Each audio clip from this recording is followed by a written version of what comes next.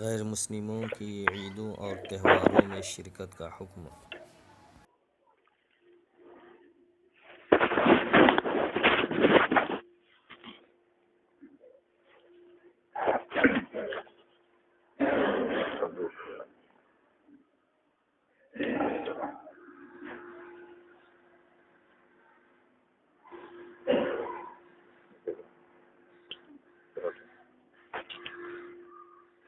إن الحمد لله نحمده ونستعينه ونستغفره ونعوذ بالله من شرور أنفسنا ومن سيئات أعمالنا من يهده الله فلا مضل له ومن يضلل فلا هادي له وأشهد أن لا إله إلا الله وحده لا شريك له وأشهد أن محمدا عبده ورسوله يا أيها الذين آمنوا اتقوا الله حق تقاته ولا تموتن إلا وأنتم مسلمون يا أيها الناس اتقوا ربكم الذي خلقكم من نفس واحدة وخلق منها زوجها وبث منهما رجالا كثيرا ونساء واتقوا الله الذي تساءلون به والأرحام إن الله كان عليكم رقيبا يا أيها الذين آمنوا اتقوا الله وقولوا قولا سديدا يصلح لكم أعمالكم ويغفر لكم ذنوبكم ومن يطع الله ورسوله فقد فاز فوزا عظيما أما بعد فإن خير الحديث كتاب الله وخير الهدي هدي محمد صلى الله عليه وسلم وشر الأمور محدثاتها وكل محدثة بدعة وكل بدعة ضلالة وكل ضلالة في النار قال الله تعالى قاف والقرآن المجيد بل عجبوا أن جاءهم منذر منهم فقال الكافرون هذا شيء عجيب أإذا متنا وكنا ترابا ذلك رجع بعيد قد علمنا ما تنقص الأرض منهم وعندنا كتاب حفيظ بل كذبوا بالحق لما جاءهم فهم في أمر مريج أفلم ينظروا إلى السماء فوقهم كيف بنيناها وزيناها وما لها من فروج والأرض مددناها وألقينا فيها رواسي وأنبتنا فيها من كل زوج بهيج تبصرة وذكرى لكل عبد منيب وقال الله تعالى في موضع آخر والذين لا يشهدون الزور وإذا مروا باللغو مروا كراما۔ معزز حاضرین، ان دنوں ہم لوگ جن مواسم سے گزر رہے ہیں، ابھی چند دن پہلے اہل کتاب کی ایک عید تھی اور پھر چند دنوں کے بعد ایک نئے جشن کی تیاریاں دنیا کے مختلف گوشوں میں چل رہی ہیں۔ اسی مناسبت سے بعض باتیں میں اپنے عزیز طلبہ سے ذکر کرنا چاہ رہا ہوں۔ اللہ رب العالمین سے دعا ہے کہ اللہ رب العالمین مجھے حق بات کہنے کی اور اسے بہتر انداز میں تفہیم کی توفیق عطا فرمائے، اور ہم سب کو توفیق دے کہ ہم جو شریعت کا تقاضا ہے اس کو اپنی زندگی میں نافذ کریں۔ اللہ رب العالمین نے ہمارے نبی صلی اللہ علیہ وسلم کو جو تعلیمات، جو ہدایات دی تھیں، انہی میں سے ایک جز یہ تھا کہ مسلمانوں کے لیے کافروں کی مشابہت، ان کی موافقت اور ان کی نقالی کسی بھی صورت میں جائز نہیں ہے۔ یہ بات گزشتہ ہفتے میں نے آپ سے عرض کی تھی، لیکن آج اس کا ایک خاص جز کافروں کی عیدوں میں ان کی مشابہت، ان کی نقالی اور ان کی موافقت کرنا، یہ محرمات میں شدید ترین حرام ہے۔ یعنی جن چیزوں کو اللہ رب العالمین نے حرام قرار دیا ہے، اس میں کافروں کی عیدوں میں مشابہت اختیار کرنا یا ان کی موافقت اختیار کرنا شدید طور سے حرام ہے۔ اللہ رب العالمین نے قرآن کریم میں ارشاد فرمایا والذین لا یشہدون الزور وَإِذَا مَرُّوا بِاللَّغْوِ مَرُّوا كِرَامًا، جو لوگ جھوٹ میں حاضر نہیں ہوتے یا جھوٹ کی شہادت نہیں دیتے اور جب لغو اور بے مقصد بات سے گزرتے ہیں تو عزت کے ساتھ اور سربلندی کے ساتھ گزر جاتے ہیں۔ زور کی تفسیر میں اگر آپ دیکھیں گے تو سلف کا تقریباً اس بات پر اتفاق ہے، تعبیرات مختلف ہیں، الفاظ الگ ہیں، لیکن سب کا اس بات پر اتفاق ہے کہ اس سے مراد کافروں کی عیدیں ہیں۔ گویا کہ مومنوں کی خوبی یہ ہے کہ وہ کافروں کی عید میں شریک نہیں ہوتے، کیونکہ کافروں کی عید اگر دینی ہے تب بھی اور اگر دنیاوی ہے تب بھی وہ جھوٹ پر مبنی ہے، غیر واقعیت پر مبنی ہے، اس لیے اللہ رب العالمین نے اسے جھوٹ سے تعبیر کیا ہے۔ اسی طرح سے اللہ کے نبی صلی اللہ علیہ وسلم نے ارشاد فرمایا،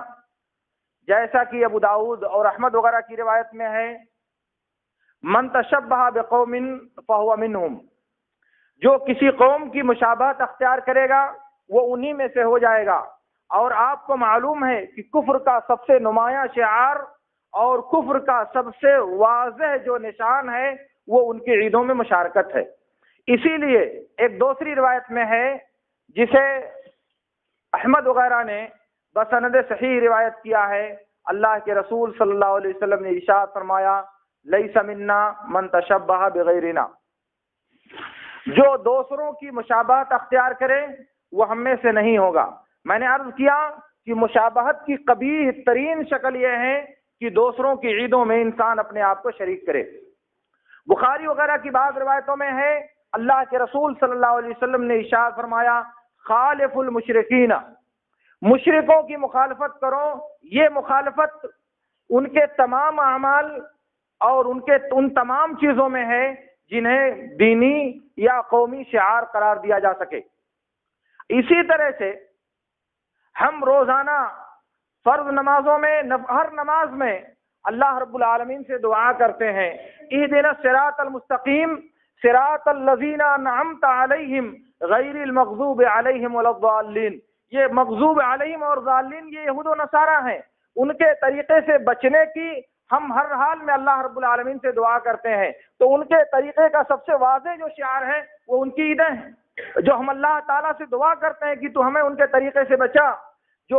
غضب کے شکار ہوئے، جو گمراہی کے شکار ہوئے، تو اس کا مطلب کہ ہم اللہ تعالیٰ سے دعا کرتے ہیں کہ اللہ رب العالمین تم ہمیں کافروں کے طریقے سے محفوظ رکھ۔ کافروں کے طریقے کا میں نے کہا ایک نمایاں شعار ان کی عیدیں ہیں، اس لیے جو ان کا راستہ، ان کا جو طریقہ ہے اسی میں ان کی عیدیں بھی شامل ہیں، اس لیے اللہ سے دعا کرنے میں ان کے راستے کی مخالفت میں یہ بات بھی شامل ہے۔ اسی طرح سے ان کی عیدوں میں مشارکت کے نتیجے میں جو دینی اور دنیاوی نقصانات ہم کو حاصل ہوتے ہیں ان کی موافقت کے نتیجے میں جو اضرار مرتب ہوتے ہیں ہمارے نفس پر، ہماری ذات پر، ہمارے دین پر اور ہمارے سماج پر، وہ سب اس بات کا تقاضا کرتے ہیں کہ ان کی عیدوں میں شریک ہونا ہمارے لیے جائز نہ ہو۔ آپ غور کریں کہ ان کی عیدوں میں شریک ہونے سے ہمیں جو دینی یا دنیاوی نقصان ہوتا ہے وہ ایک لمبا دائرہ ہے، لیکن چند چیزیں میں آپ سے عرض کرتا ہوں، آپ سنیں۔ ان کی عیدوں میں شریک ہونے کا سب سے بڑا نقصان یہ ہے کہ گویا کہ ہم ان کے کفر میں ان کے ساتھ موافقت اور ان کی مشارکت اختیار کر رہے ہیں، کیونکہ وہ جو ان کا عمل ہے، کافروں کا جو طریقہ اور ان کی جو عید ہے، وہ ان کی عیدیں ان کے کفر کا سب سے نمایاں اور سب سے واضح شعار ہے۔ تو جب ان کے ساتھ ہم ان کی عیدوں میں ان کے سب سے بڑے شعار اور علامت میں ہم شریک ہوتے ہیں تو گویا کہ وہ جو کفر اس کے پیچھے پنہا ہے یا کفر جو اس عمل کا سبب ہے ہم بھی اس میں شریک ہوتے ہیں۔ اسی لیے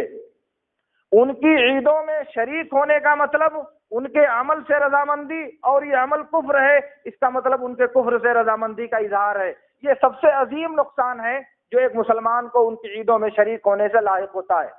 اسی طرح سے ایک ضرر یہ بھی ہوتا ہے کہ ہم ان کی عیدوں میں شریک ہو کر خود کو اللہ کے غضب کا مستحق بناتے ہیں، اللہ کے غضب کا شکار بنانے کی کا سبب یا ذریعہ ہم خود اپنے عمل سے فراہم کرتے ہیں۔ اسی لیے عمر بن خطاب رضی اللہ تعالیٰ عنہ کہتے تھے اجتنبوا اعداء اللہ فی عیدہم فإن السخط ينزل علیہم، کہا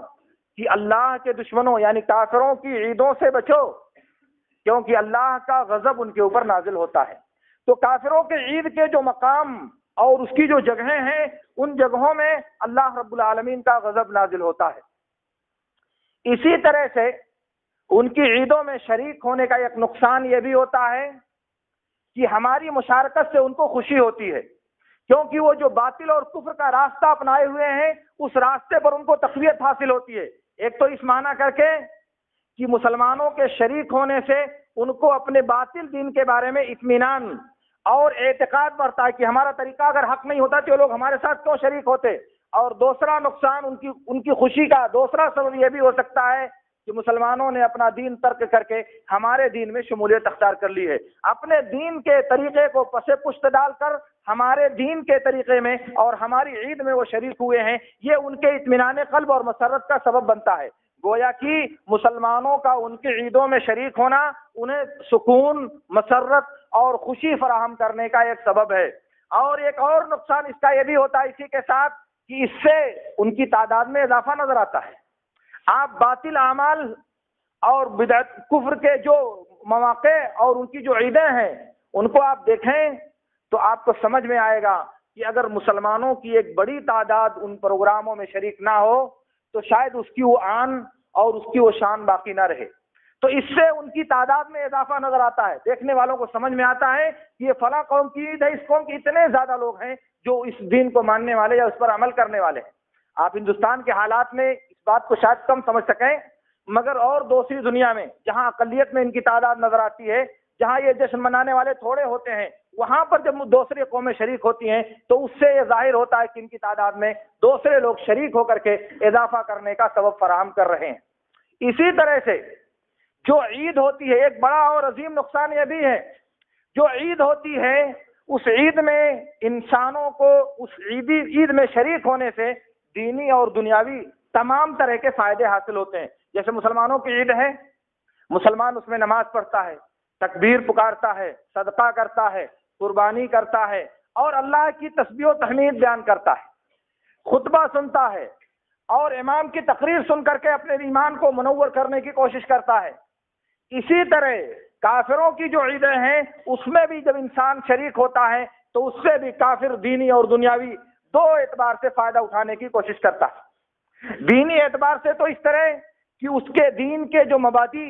دین کی جو تعلیمات اور اس کے دین کے جو ضوابط ہیں وہ ان کا پرچار کرتا ہے، وہ انہیں سناتا ہے مختلف انداز میں، کبھی زبانی طور پر اور کبھی عملی طور پر اور کبھی فوٹو اور تصویروں کے ذریعہ وہ اپنے سامعین اور اپنے زائرین کے ذہن و دماغ پر بٹھانے کی کوشش کرتا ہے۔ گویا کہ ان کی عیدیں ان کے مذہبی پروپیگنڈا کا ایک قوی ذریعہ ہیں جس سے دوسروں کے ذہن و دماغ متاثر ہو سکتے ہیں، بالخصوص جب مسلمان اس میں شریک ہوں۔ اور پھر اسی طرح سے ان کو سیاسی اور اقتصادی فائدہ بھی اس سے حاصل ہوتا ہے۔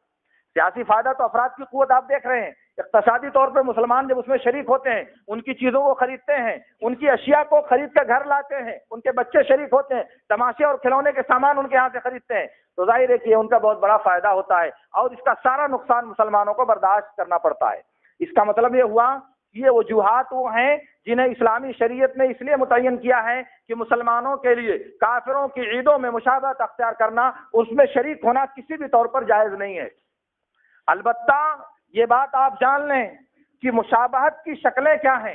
مشابہت کے طریقے کیا ہیں، عید میں کس طرح سے انسان ان کے ساتھ شریک ہوتا ہے۔ تو اس کا پہلا طریقہ یا اس کی پہلی شکل تو یہ ہے کہ مسلمان خود ان عیدوں اور ان جشنوں کو قائم کرنے کا اہتمام کرے، یعنی مسلمان خود وہ عید منانے اور اس جشن کا اہتمام کرنے کی کوشش کرے۔ جیسے گزشتہ دنوں میں جو طریقہ ان کے یہاں رائج ہے عید منانے کا، اگر اسی طریقے سے مسلمان بھی اس عید کو منعقد کرنے کا، اس جشن کو منانے کا، اس مناسبت سے محفلیں منعقد کرنے کا اہتمام کریں تو ظاہر ہے کہ یہ مسلمانوں کے لیے جائز نہیں ہے۔ ان کی مشابہت یا موافقت کی دوسری شکل یہ ہے کہ وہ جو جشن جو پروگرام منعقد کرتے ہیں اس میں جا کر کے ہم شریک ہوں، ان کی عیدوں میں جا کر کے ہم حاضر ہوں اور جا کر کے ان کے تمام پروگرام میں شرکت کریں، یہ بھی مشابہت کی ایک دوسری شکل ہے۔ اسی طرح سے مشابہت کی ایک تیسری صورت یہ ہے کہ جو پروگرام جو عید وہ منانا چاہتے ہیں اس کے لیے ہم اپنی جگہ، اپنی مقبوضہ جگہیں ان کو دیں کہ تم اس میں اپنا جشن مناؤ، اپنا گھر اور اپنی ملکیت کی دوسری چیزیں جو ان کے عید میں کام آ سکتی ہیں ہم اس کے ذریعہ ان کو تعاون فراہم کریں، سامان بیچ کر کے یا ان کو کرائے پر دے کر کے یا اور دوسری صورتوں میں، یا اگر عالم اسلام کا مسئلہ ہے تو اسلامی ملکوں میں انہیں اپنے کفر کے شاعر اور کفر کی عیدوں کو قائم کرنے کی اجازت دینا، یہ بھی ان کی عید میں شریک ہونے کی ایک شکل ہے۔ اسی طرح سے ایک شکل یہ بھی ہے کہ ان کی عیدوں پر ان کو مبارکبادی دی جائے، انہیں تحفے اور ہدیے دیے جائیں اور ان کی عیدوں کی مناسبت سے تعطیل اور چھٹی رکھی جائے، یہ بھی ان کی عیدوں میں مشارکت کی ایک شکل ہے کہ ان تمام طریقوں میں مشارکت، ان کی عیدوں میں مشارکت مانی جائے گی۔ اور اس سے زیادہ خطرناک شکل یہ ہے جسے عام طور سے مشابہت نہیں سمجھا جاتا کہ ان کی عیدوں کی نقالی کر کے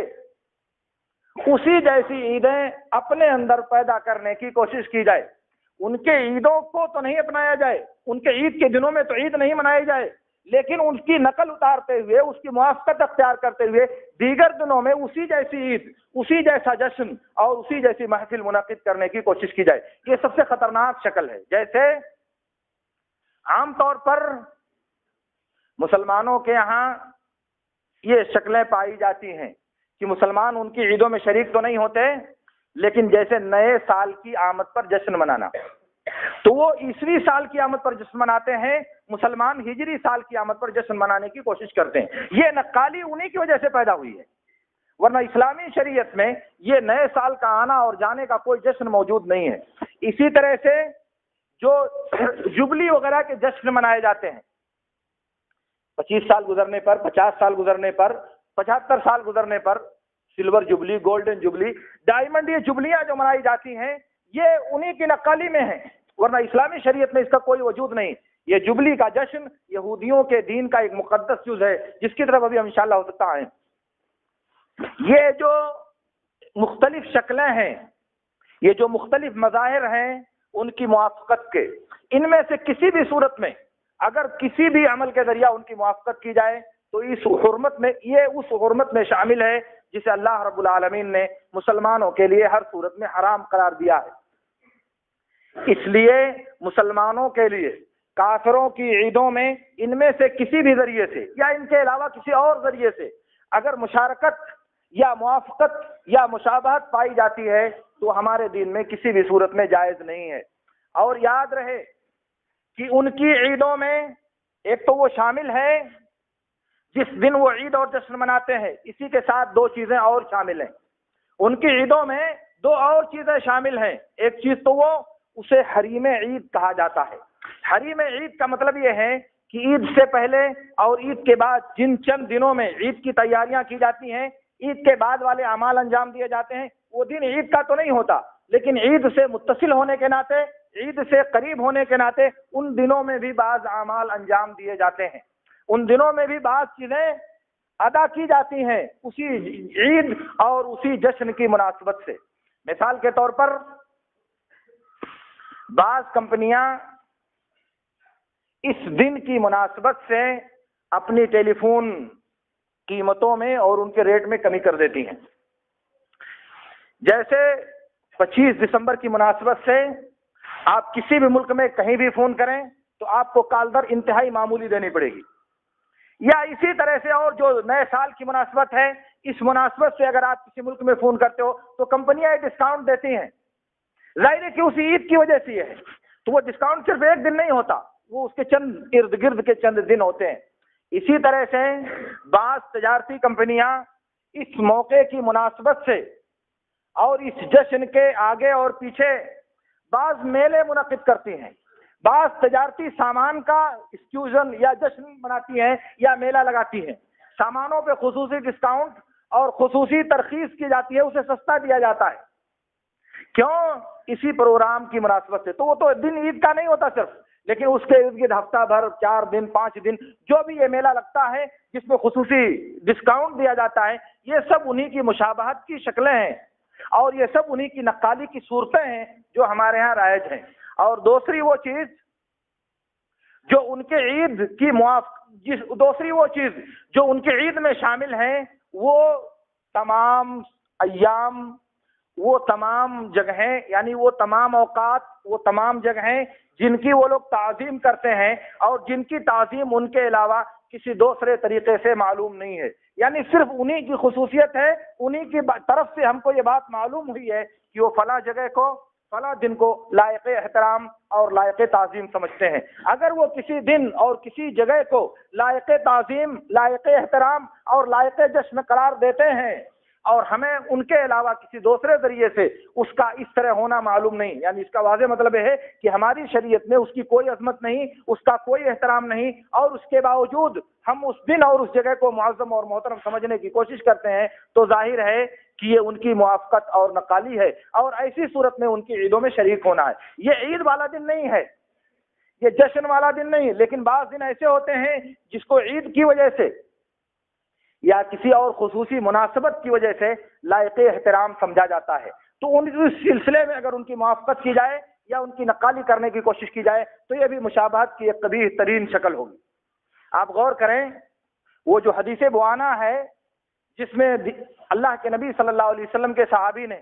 مقام بوانا میں اونٹ ذبح کرنے کی نظر مانی تھی،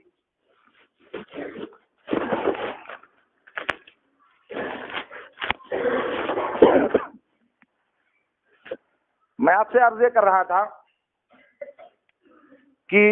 عید کے علاوہ بعض وہ چیزیں جو عید کے حکم میں شامل ہیں،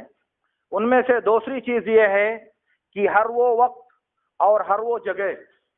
ہر وہ زمان اور ہر وہ مکان جس کی دوسرے لوگ یعنی اہل اسلام کے علاوہ غیر مسلم دوسرے لوگ تعظیم اور احترام کرتے ہیں اس کا، اور یہ تعظیم اور احترام ان کے علاوہ کسی دوسرے ذریعے سے یا ہماری شریعت کے ذریعہ وہ معلوم نہیں ہے، تو اس میں شریک ہونا بھی کسی بھی عمل کے ذریعہ یہ ان کی موافقت ہے۔ میں عرض کر رہا تھا کہ آپ سنیں، اللہ کے نبی صلی اللہ علیہ وسلم کے صحابی نے نظر مانی تھی جاہلیت میں کہ میں مقام بوانا پر اونٹ ذبح کروں گا۔ آپ سے کہا کہ اللہ کے رسول میں وہاں اونٹ ذبح کرنا چاہتا ہوں، تو آپ نے ان سے 2 سوالات کیے۔ ایک سوال تو یہ کہ کیا وہاں جاہلیت کا کوئی بت تھا جس کی پرستش کی جاتی تھی؟ کیا وہاں جاہلیت کا کوئی عید اور کوئی تہوار منایا جاتا تھا؟ تو جب دونوں جواب آپ کو نفی میں ملا تب آپ نے اسے نظر کو پورا کرنے کی انہیں اجازت دیا۔ اس کا مطلب یہ ہوا کہ ایک ہے عبادت کی جگہ جہاں پرستش کی جا رہی تھی بت کو، اس میں شرکت کرنا بھی جائز نہیں، اور دوسرے ایک ہے عید کی جگہ جہاں جشن منایا جا رہا تھا، اس میں بھی شریک ہونے سے اللہ کے رسول صلی اللہ علیہ وسلم منع کرتے۔ سوال کرنے کا مطلب یہ ہے کہ اگر ایسی کوئی بات ہے تو تمہارے لیے وہاں نظر پوری کرنا جائز نہیں ہے، کیونکہ یہ ان کی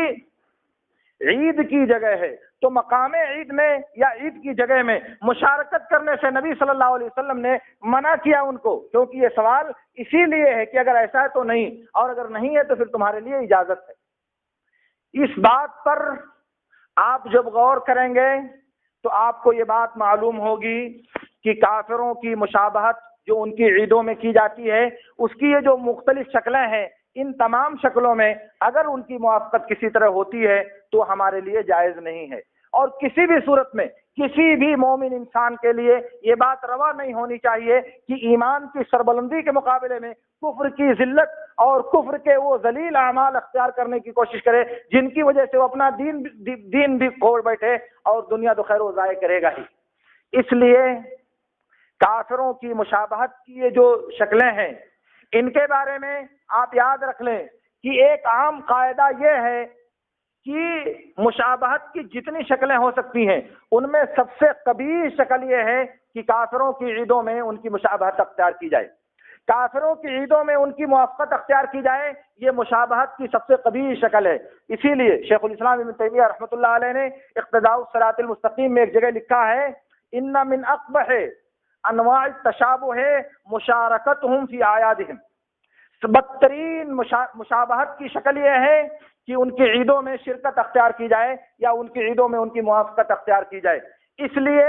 اب جب یہ بات آپ کو واضح طور سے معلوم ہو رہی ہے کہ اسلامی شریعت نے ہر صورت میں ہمیں ان کی عیدوں میں موافقت اور ان کی نقل اتارنے سے منع کیا ہے۔ ایک مشکل بات اس زمانے میں یہ پیش آ رہی ہے کہ بعض لوگ یہ جدید ذرائع ابلاغ میڈیا کے ذریعہ اس بات کا پرچار بھی کرتے ہوئے نظر آتے ہیں کہ کافروں کی عیدوں میں ان کے ہدایہ اور تحائف کو قبول کرنا یہ ان کی عیدوں میں مشارکت نہیں ہے، اس لیے کہ سلف میں سے بعض لوگوں سے ایسا کرنا ثابت ہے۔ یہ بات ان لوگوں کے لیے تو زیب دیتی ہے جو کہتے ہیں کہ قول صحابی حجت ہے، جو کہتے ہیں کہ صحابی کا عمل شرعی دلیل ہے، ان کو تو یہ بات سمجھ میں آتی ہے کیونکہ حنابلہ وغیرہ کا یہی دین ہے، اور اسی نام پر وہ اس بات کو دنیا میں پھیلاتے ہیں کہ کافروں کی عیدوں کے تحائف قبول کرنا جائز ہے، کیونکہ بعض صحابہ سے ایسا کرنا ثابت ہے۔ مگر بعض صحابہ سے ایسا کرنا ثابت ہے، لیکن بعض دیگر صحابہ سے ان کی جو ممانعت ثابت ہے اس کو لوگ نظر انداز کر دیتے ہیں۔ ورنہ عمر بن خطاب رضی اللہ تعالیٰ عنہ نے جس طرح سے عتمہ کو شدید خط لکھ کر کے منع کیا تھا ان تمام چیزوں میں مشارکت کرنے سے، وہ لوگوں کو یاد رکھنا چاہیے، اور وہ کہیں دور نہیں، صحیح مسلم کی روایت میں موجود ہے۔ اسی طرح سے بعض دیگر اصحاب نبی نے جو ان کی عیدوں میں ان کے تحائف قبول کرنے سے منع کیا ہے، وہ بھی تو آخر دلیل بننا چاہیے۔ اور دوسری بات یہ ہے کہ آپ کو اللہ رب العالمین نے اگر فہم سلیم عطا کیا ہے تو آپ غور کیجئے کہ ان کے تحائف کو ان کی عیدوں کے مناسبت سے قبول کرنے سے بڑی مشارکت کیا ہو سکتی ہے ان کی عیدوں کے لیے۔ یہ ان کی عیدوں میں مشارکت کی انتہائی نمایاں شکل ہے کہ ان کے عید کے پکائے ہوئے، ان کے عید کے تیار کیے ہوئے سامان اور ان کی عید کی مناسبت سے تیار کی ہوئی اشیاء خورد و نوش یا ملبوسات وغیرہ کا استقبال کیا جائے، اسے قبول کیا جائے اور یہ سمجھا جائے کہ یہ جائز ہے اور یہ ہمارے لیے ممنوع نہیں ہے۔ یہ بات میرے دماغ میں کبھی نہیں بیٹھتی کہ آخر مشابہت کون سی چیز ہوگی اگر یہ چیز مشابہت نہیں کہ ان کے عیدوں میں ان کے تحائف کو قبول کیا جائے اور ان کی عیدوں میں ان کو تحفے دیے جائیں، ان کو ہدایہ دیے جائیں، اور پھر سمجھا جائے کہ یہ تو ہماری رواداری کی بات ہے، یہ تو ہماری وسیع القلبی کی بات ہے۔ ظاہر کی بات ایسی نہیں ہے۔ یہ بات آ گئی تو آپ سے ایک بات اور عرض کر دوں کہ رواداری، وسعت قلبی ایک چیز ہے، اس کے مقابلے میں ایمان فروشی، ضمیر کی بیع بالکل دوسری چیز ہے۔ آپ سمجھ لیں، اپنے دین پر، اپنے مذہبی شعائر پر مضبوطی کے ساتھ قائم رہنا یہ انسان کی ایمانی غیرت کا تقاضا ہے، لیکن اسی کے ساتھ انسان کا بدخلق ہونا، انسان کا جھوٹا ہونا، انسان کا بے موقع گالی گلوچ بکنا، انسان کا بد زبان ہونا، انسان کا دوسروں کو اذیت پہنچانے کی کوشش کرنا، انسان کا موقع بلا موقع دوسروں کو نشانہ تضحیک بنانا، یہ بالکل ایک دوسری چیز ہے۔ دین پر عمل کرنا یہ انسانی اور ایمانی غیرت کا تقاضا ہے، جبکہ بدخلق ہونا، بد زبان ہونا، دوسروں کو اپنی طنز و تضحیک کا نشانہ بنانا، دوسروں کو مشق ستم بنانا وغیرہ وغیرہ جو طریقے رائج ہیں وہ ایک بالکل دوسری چیز ہے جو اہل اسلام کی یا اہل ایمان کی نشان کبھی تھی نہ ہے اور نہ کبھی رہے گی۔ اس لیے ان دونوں چیزوں کے درمیان فرق کرنا چاہیے۔ رواداری، دوسروں کے ساتھ مواسات اور ہمدردی، انسانیت کی بنیاد پر دوسروں کے ساتھ خوشگوار تعلقات کا رکھنا، دوسروں کا ان کے حقوق اور مرتبے کے لحاظ سے ان کا احترام یا ان کی عزت کرنا یا ان کے ساتھ اچھا معاملہ کرنا، یہ ہمارے دین کا ایک جز ہے۔ لیکن اس مدارات یا رواداری کے ناطے دین کے احکام کو ترک کر دینا بالکل دوسری بات ہے، بالکل ایک الگ چیز ہے۔ دونوں کو ایک کر کے دیکھنا یا دونوں کو ایک دوسرے کے سانچے میں فٹ کرنے کی کوشش کرنا یا تو کم فہمی کی دلیل ہے یا پھر یہ ایسی چیز ہے جس کو زبردستی جان بوجھ کر ہمارے سر لادنے کی کوشش کی جاتی ہے۔ اس لیے میرے دوستو، رواداری، حسن معاملہ، حسن اخلاق، بشاشت وجہ اور دوسروں کا خندہ پیشانی کے ساتھ معاملہ کرنا دوسروں کے ساتھ، یہ ایمان کی شان ہے۔ مگر اس کی وجہ سے اپنے دین پر عمل ترک کر دینا، اپنے ایمانی تقاضوں کو کھو دینا اور یہ سمجھنا کہ اگر ہم ان کے تحائف قبول نہیں کریں گے تو ایسا ہو جائے گا ویسا ہو جائے گا، ایسا کچھ نہیں ہوتا۔ ہوتا صرف یہ ہے کہ آپ کو اگر اپنے دین پر عمل کرنے کا جذبہ، آپ کو اپنے دین پر قائم رہنے کا داعیہ اگر اللہ رب العالمین نے آپ کو عطا کیا ہے تو آپ یہ بات اپنے سامنے والے کو تفہیم کر سکتے ہو، آپ اس کو سمجھا سکتے ہو کہ دیکھیے بھائی یہ ہمارے دین کا معاملہ ہے، وہ آپ کے دین کا معاملہ ہے، ہمارا اخلاق، ہمارا ویوہار، ہمارے تعلقات، ہمارے خوش معاملگی یہ اپنی جگہ پر سب آپ کے لیے حاضر ہے۔ اسی لیے ان کا کوئی آدمی مر جائے، ان کا کوئی آدمی بیمار ہو جائے اور انہیں کوئی دنیاوی آفت اور پریشانی لاحق ہو جائے تو ان کے ساتھ حسن اخلاق کا مظاہرہ کرتے ہوئے ان کے ساتھ تعاون پیش کرنا، ان کی مدد کرنا، ان کا علاج اور معالجہ پیش کرنا، اور ان کی عیدوں اور تہواروں اور ان کی شادیوں وغیرہ، عید کہہ رہا ہوں استغفر اللہ، ان کی شادیوں اور پریشانیوں میں شریک ہونا، یہ اس میں کوئی حرج نہیں ہے۔ یہ انسانی پریشانیاں جو لاحق ہوتی ہیں، کوئی آفت آ گئی، کوئی فساد آ گیا، کوئی بیمار ہو گیا، کسی کی شادی ہو گئی، کوئی مر گیا، ان تمام چیزوں میں شریک ہونے میں کوئی حرج نہیں ہے، لیکن یہ سب چیزوں میں شریک ہونا ان کی عیدوں میں شریک ہونے کا تقاضا نہیں کرتا، کیونکہ وہ ایک دوسری چیز ہے اور یہ ایک دوسری چیز ہے، یہ دنیا کا معاملہ ہے اور یہ ان کے دین کا معاملہ ہے، اس لیے اس تمیز کو ملحوظ رکھنا چاہیے۔ اللہ رب العالمین سے میری دعا ہے کہ اللہ رب العالمین ہمیں ان باتوں کو سمجھنے اور ان میں سے بہترین باتوں پر عمل کرنے کی توفیق عطا فرمائے۔ وآخر دعوانا ان الحمد للہ رب العالمین۔ اقول لکم ما تسمعون واستغفر اللہ لی ولکم۔ اللہ اکبر اللہ اکبر۔